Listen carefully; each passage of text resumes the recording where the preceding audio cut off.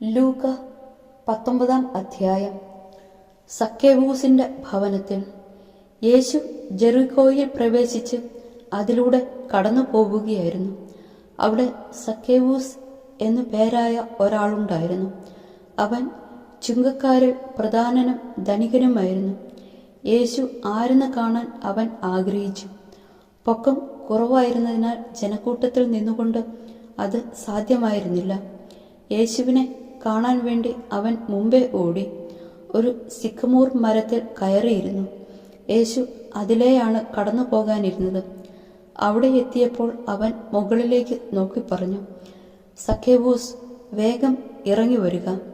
ഇന്ന് എനിക്ക് നിന്റെ വീട്ടിൽ താമസിക്കേണ്ടിയിരിക്കുന്നു. അവൻ തിടുക്കത്തിൽ ഇറങ്ങിച്ചെന്ന് സന്തോഷത്തോടെ അവനെ സ്വീകരിച്ചു. ഇത് കണ്ടപ്പോൾ അവരെല്ലാവരും പിറുപിറുത്തു.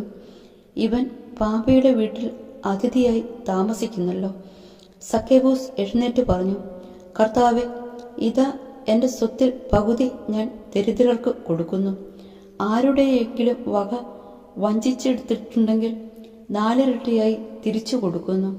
യേശു അവനോട് പറഞ്ഞു, ഇന്ന് ഈ ഭവനത്തിന് രക്ഷ ലഭിച്ചിരിക്കുന്നു.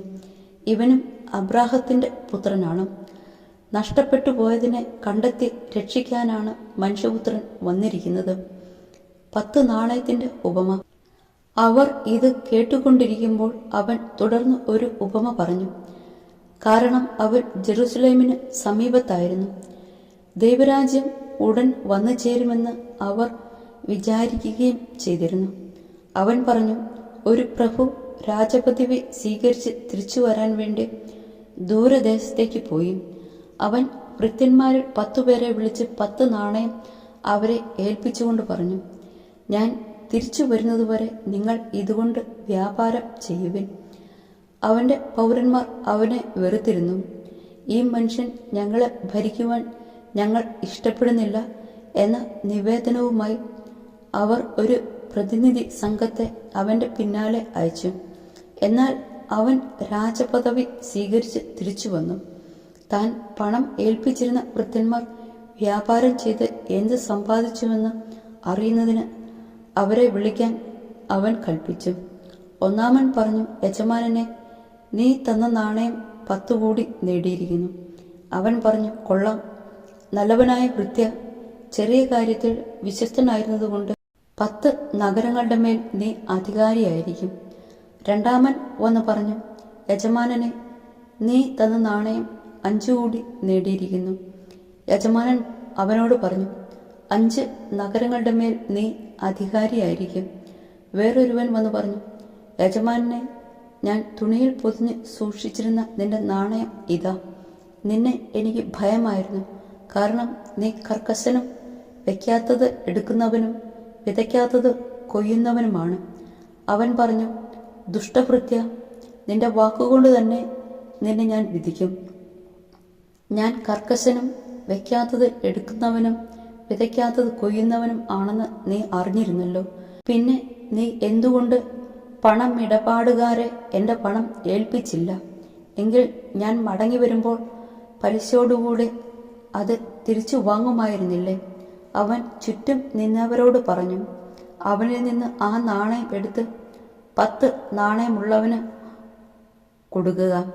അവർ അവനോട്, യജമാനെ, അവന് 10 നാണയം ഉണ്ടല്ലോ എന്ന് പറഞ്ഞു. ഞാൻ നിങ്ങളോട് പറയുന്നു, ഉള്ളവന് കൊടുക്കപ്പെടും, ഇല്ലാത്തവനിൽ നിന്ന് ഉള്ളതുപോലും എടുക്കപ്പെടും. ഞാൻ ഭരിക്കുന്നത് ഇഷ്ടമില്ലാതിരുന്ന എൻ്റെ ശത്രുക്കളെ ഇവിടെ കൊണ്ടുവന്ന് എൻ്റെ മുമ്പിൽ വെച്ച് കൊന്നുകളയുവിൻ. ജെറുസലേമിലേക്ക് രാജകീയ പ്രവേശം. അവൻ ഇത് പറഞ്ഞതിന് ശേഷം ജെറുസലേമിലേക്കുള്ള യാത്ര തുടർന്നു. ഒലിവുമലയ്ക്കരികെയുള്ള ബെത്ഫഗെ, ബഥാനിയ എന്നീ സ്ഥലങ്ങളെ സമീപിച്ചപ്പോൾ അവൻ 2 ശിഷ്യന്മാരെ ഇപ്രകാരം നിർദ്ദേശിച്ചയച്ചു, എതിരെ കാണുന്ന ഗ്രാമത്തിലേക്ക് പോകുവിൻ. അവിടെ ചെല്ലുമ്പോൾ ആരും ഒരിക്കലും കയറിയിട്ടില്ലാത്ത ഒരു കഴുതക്കുട്ടിയെ കെട്ടിയിരിക്കുന്നത് കാണും. അതിനെ അഴിച്ചുകൊണ്ടുവരിക. നിങ്ങൾ അതിനെ അഴിക്കുന്നതെന്തിനാണെന്ന് ആരെങ്കിലും ചോദിച്ചാൽ കർത്താവിന് അതിനെക്കൊണ്ട് ആവശ്യമുണ്ട് എന്ന് പറയുക. അയക്കപ്പെട്ടവർ പോയി യേശു പറഞ്ഞതുപോലെ കണ്ടു. അവർ കഴുതക്കുട്ടിയെ അഴിക്കുമ്പോൾ അതിൻ്റെ ഉടമസ്ഥർ അവരോട്, നിങ്ങൾ എന്തിനാണ് കഴുതക്കുട്ടിയെ അഴിക്കുന്നത് എന്ന് ചോദിച്ചു. കർത്താവിന് ഇതിനെക്കൊണ്ട് ആവശ്യമുണ്ട് എന്ന് അവർ പറഞ്ഞു. അവർ അതിനെ യേശുവിൻ്റെ അടുക്കൽ കൊണ്ടുവന്നു. തങ്ങളുടെ വസ്ത്രങ്ങൾ കഴുതക്കുട്ടിയുടെ പുറത്തു വിരിച്ച് അവർ യേശുവിനെ ഇരുത്തി. അവൻ കടന്നു പോകുമ്പോൾ അവർ വഴിയിൽ തങ്ങളുടെ വസ്ത്രങ്ങൾ വിരിച്ചു.